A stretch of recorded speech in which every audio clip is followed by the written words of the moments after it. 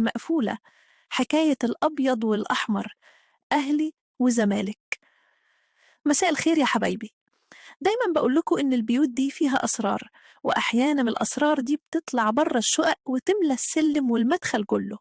والنهاردة هحكي لكم قصة فيها نار التعصب الكروي اللي ممكن يحلق أحلى جيرة. في عمارتنا في الدور الثالث ساكن الأستاذ مدحت، راجل طيب وهادي، موظف محترم، بس زملكاوي متعصب لدرجة إن الدم الأبيض بيجري في عروقه. وفوقيه بالظبط في الدور الرابع الحاج فرج، تاجر محترم وصاحب هيبة ووقار، لكن أهلاوي متعصب حتى النخاع. الدم الأحمر بيغلي فيه لما يسمع سيرة الأهلي.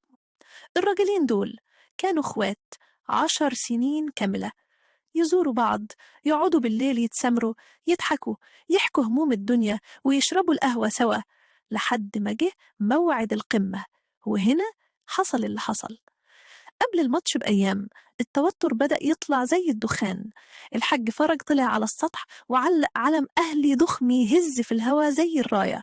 مدحت مستحملش، جري اشترى علم زمالك أكبر منه بمراحل وعلقه في البلكونة قصاده بالظبط.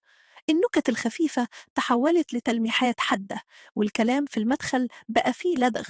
يوم الماتش الدراما بلغت ذروتها.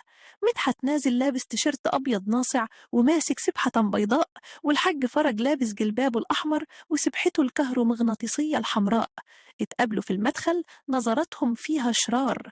اتفقوا على رهان نار، المغلوب يشيل مشاريب القهوة شهر كامل ويدفع فاتورة صيانة الأسانسير. نزلوا الكافيه تحت العمارة، نص القهوة أبيض ونصها أحمر، والأعصاب مشدودة زي أوتار الناي. الماتش كان حرب،